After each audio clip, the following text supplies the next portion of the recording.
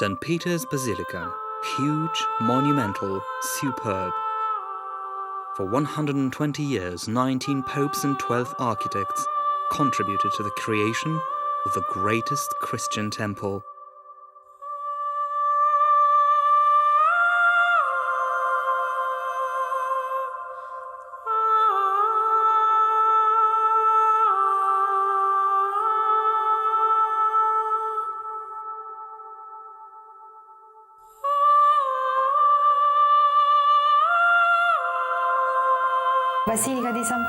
St. Peter's Basilica is indescribable. When I first saw it, I was 4 years old. I was shocked and stunned with its enormity. I went there recently. It always impresses me in the same way as it did when I was 4. I still have the same feeling.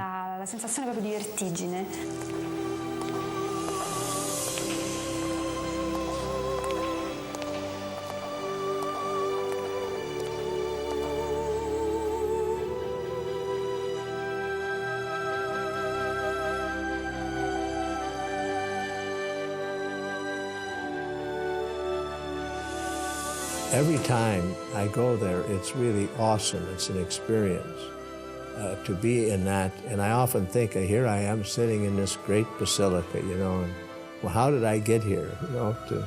What did I do to get here so that I can be there so often? It's very inspiring. It's magnificent.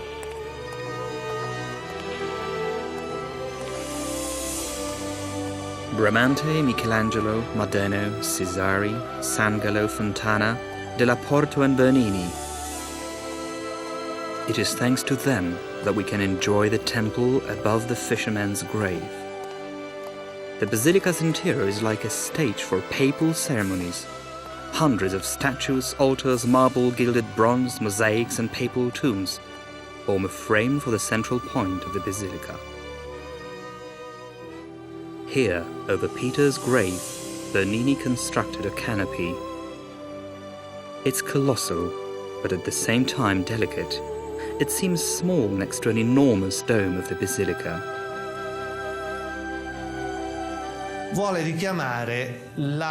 It's meant to focus visitors' eyes at the central point of the basilica.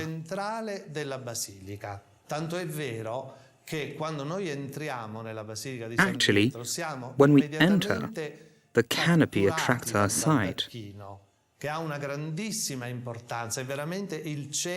It is of great importance. It's a visual center of the basilica. We are attracted to this place, the place where the relics of St. Peter rest. St. Peter wasn't the only one of the first martyrs, but also the first pope. He is the origin of papacy. Urban VIII, Pope Barberini, was his successor. He commissioned the canopy from Bernini. The canopy is decorated by gigantic columns. The original size was doubled or tripled. They form a ciborium, the main altar or catafalque. It accentuates Peter's burial place. Bernini also used delicate, fleeting elements in decorations of St. Peter's Basilica and in the canopy.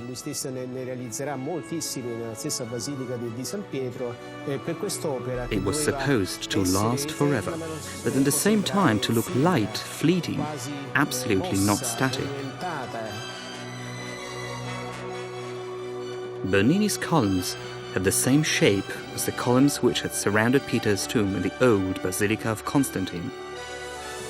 8 spiral columns from the old basilica were placed on pilasters supporting the dome. They symbolize continuity of cult of the apostles' tombs place. Bernini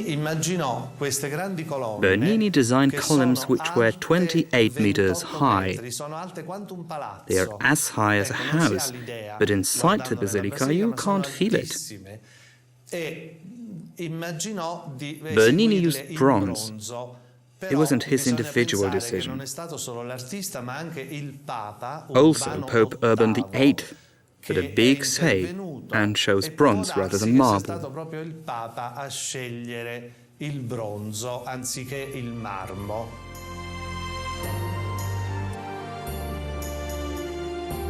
Marble could easily be destroyed. The Pope wanted the canopy to last forever. That's why he chose bronze. It was almost impossible to find so much metal in a short time. Bernini suggested using ancient Roman bronze decoration of the Pantheon, an old temple of all ancient gods. Urban VIII approved of the idea.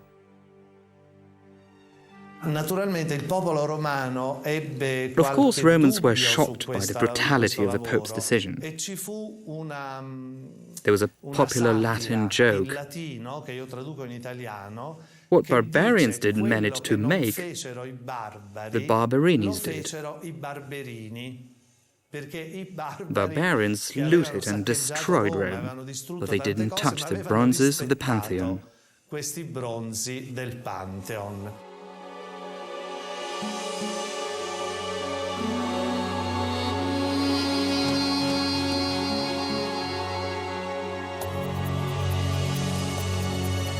The canopy forms a ceremonial frame for another work of Bernini, Throne of St. Peter.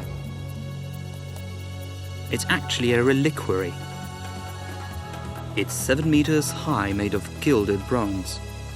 Inside there's a wooden throne. Legend has it that it belonged to the Prince of the Apostles. Its shape is called Seggia Gestatoria. It was used as the Pope's sedan chair during celebrations. Carta di bronzo che viene sollevata in alto dalle mani. Bronze throne is carried by great fathers of the Church, the two from Eastern, two from Western Church. It's a symbol of reconciliation of different forms of Christianity, especially Eastern and Western.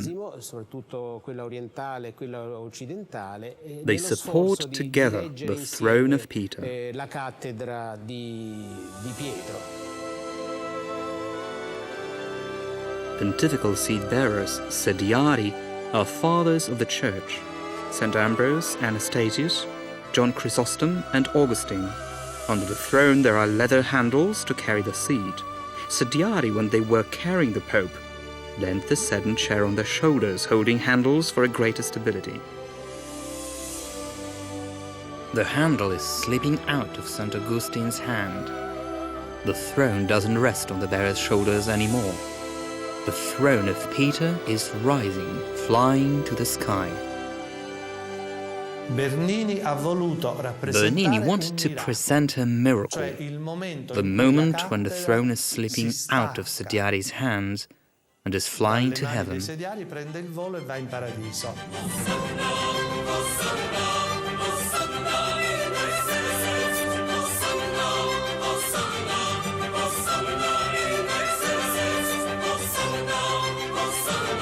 The floating throne is surrounded by golden beams of the Holy Spirit. They pour into the basilica by an oval window. They're like lava spouting from an invisible volcano through golden flaming clouds. In the Apocalypse, we can read that before the God comes, an empty throne appears in thunders and lightnings. It's a dramatic and powerful vision. That's how Bernini designed the space in St. Peter's Basilica. It exceeds and contradicts the vision of Renaissance artists and architects.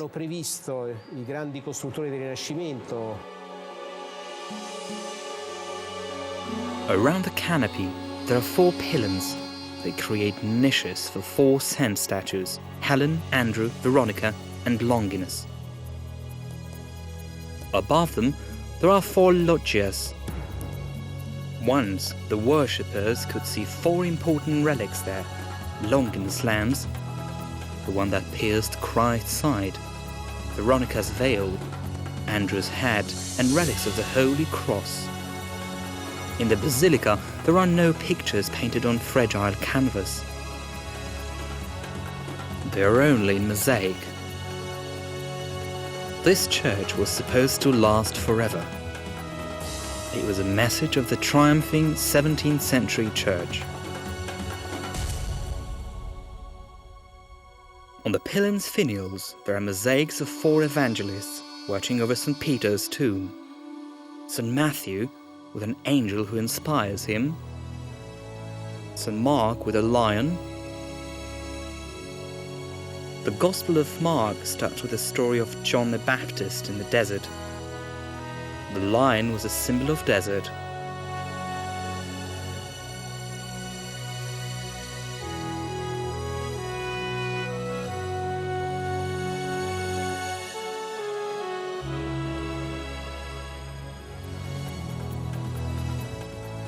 St. Luke with an ox. His Gospel starts with a revelation of Archangel Gabriel to Zacharias in a Jerusalem temple. In this temple, oxen were offered as a sacrifice. Finally, St. John. His Gospel is considered the deepest in a theological sense. He reached the highest level of evangelic spirit, like an eagle which accompanies him.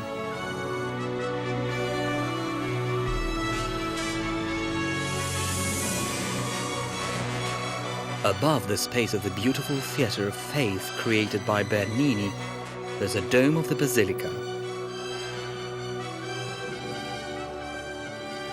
The dome of St. Peter's Basilica is huge and inconceivable. It closes a space where various architectural concepts clash. There were many ideas since the first sketches of the basilica. It wasn't enough to build a space.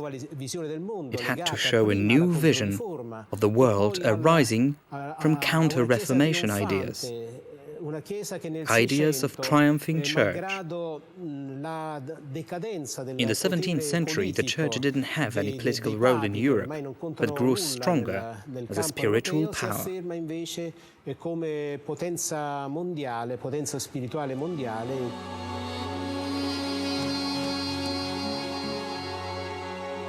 The counter-Reformation spirit formed the basis of building a huge 180-meter-long nave.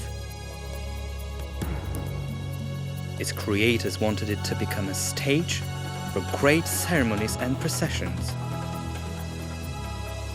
On this stage, the idea of triumphing church and triumphing faith would come true.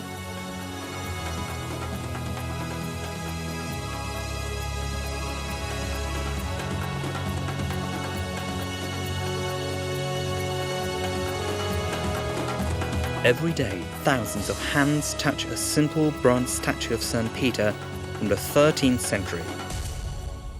Perhaps this delicate, emotional gesture is a metaphor of the history of the Church, from modest beginnings, through turbulent Middle Ages and Renaissance, until the times of the global Church.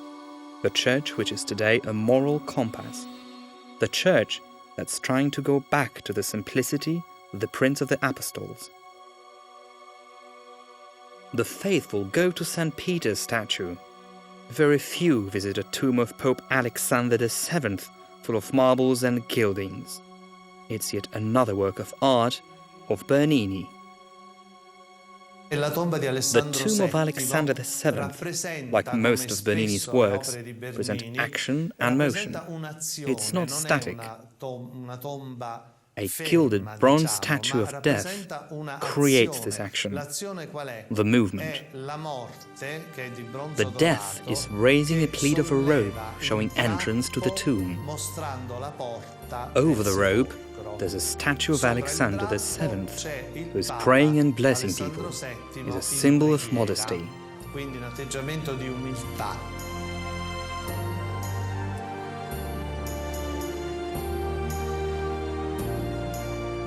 The Pope is situated among 4 virtues. They're over the entrance door to the basilica. The figure of death covers them with a robe. There's a skeleton shaking an hourglass and a rope which symbolizes a passage, a boat of death, a passage from the world of life to the world of death. This is a new interpretation of space. It becomes a space of illusion or a dream. It symbolizes the separation of metaphysical worlds.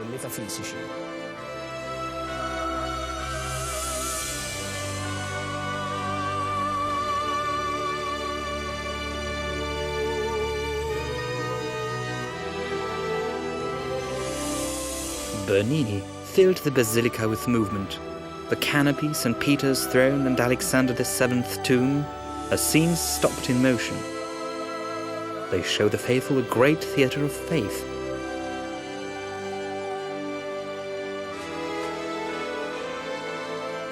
The basilica has become an impressive stage with dynamic statues and decorations.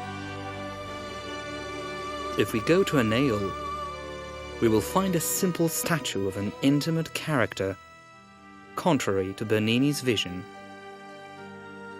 Pieta, the only statue in a basilica protected with an armored pane, the only statue which fell a victim of an assault. It was Laszlo Todd, an Australian of Hungarian origin. He jumped over a balustrade. With a hammer, he damaged the left side of the statue, a hand and elbow. He broke off the fingers, damaged Madonna's nose and chin. He shouted, "I'm a Christ."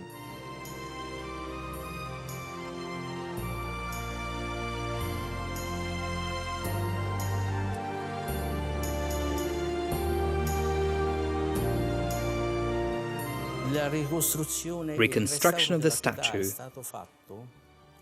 Reconstruction and renovation of the face and arms was possible thanks to a statue's copy. There was a plaster copy in the basilica's treasury, an identical copy.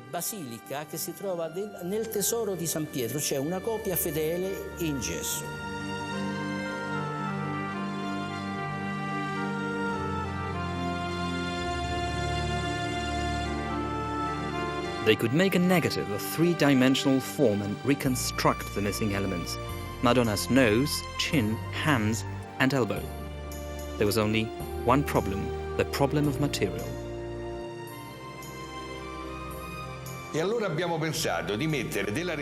Then we thought that we could use a transparent resin and mix it with a very fine marble powder. We mixed 100 grams of polyester resin and 130 grams of marble powder of different granulation.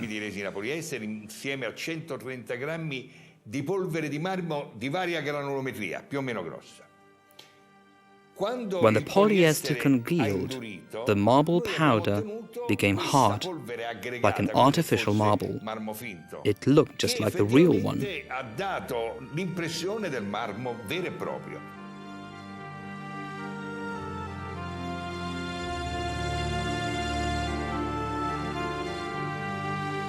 The conservation was a success. We can still admire a girlish Madonna holding a body of her dead son. It's one of the most beautiful and touching statues in the world.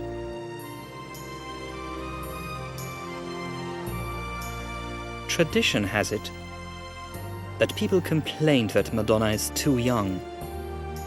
Michelangelo, the author, said that when Christ died, the church was young.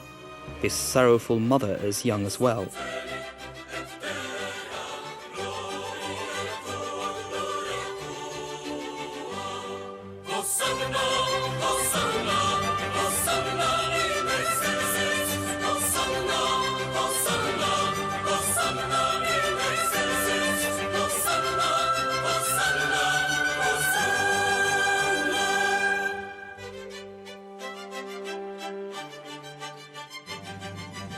Over the nave of the basilica, there are 3 windows. They lead to the loggia of the blessings. When the popes were prisoners at the Vatican, they blessed the faithful from here. People gathered not in St. Peter's Square, but in the basilica. Today, the loggia is the last stage of the way that every newly elected pope makes from Sistine Chapel to St. Peter's Square.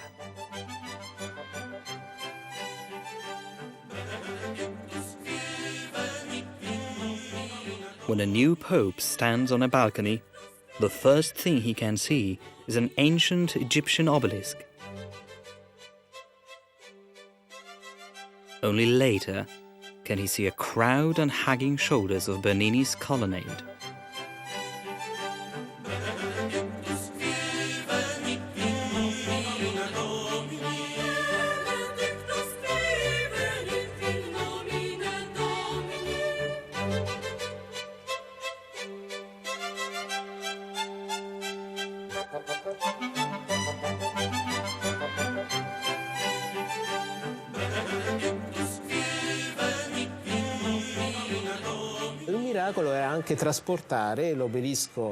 Transport of the obelisk was a miracle.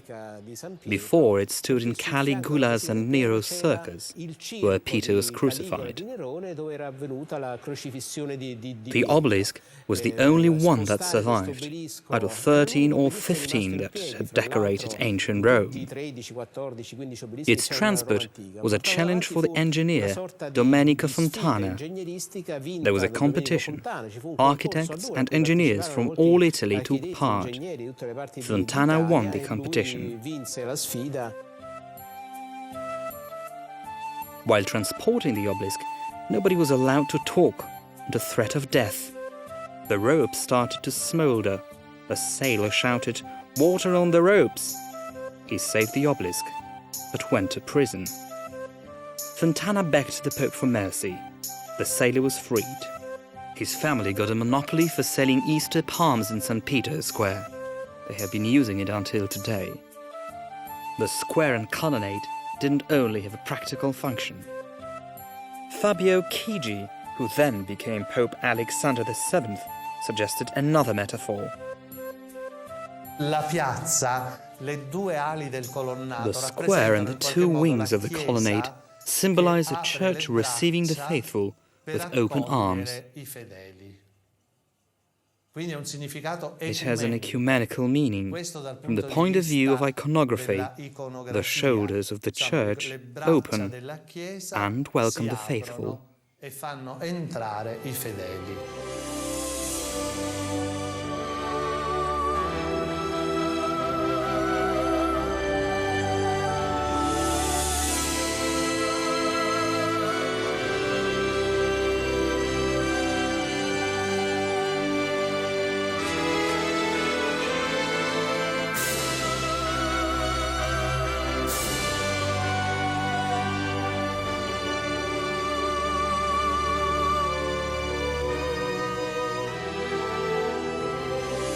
Above the canopy over Peter's grave, there's a dome of the basilica.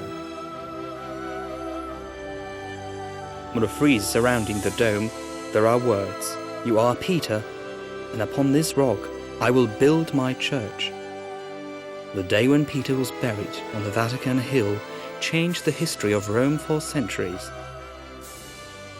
It also changed the history of the church which Peter had started to build. The monumental basilica is a personification of the church. Despite turbulences and dramatic adversities, despite changes in the world, crises, revolutions and wars, it still persists. And every day, it proves its indestructible power. Every Catholic, no matter what your language, no matter what your culture, somehow you were tied to this physical place as an important expression of your identity. Secondly, I think it represents, the genius of the Catholic Church in terms of its capacity to unleash artistic potential. The Church has always been the greatest patron of the arts on the global stage. And the beauty and the magnificence of that basilica, I think, is the greatest visual symbol of this flowering of the human spirit, this desire to offer the very best of which humanity is capable to God.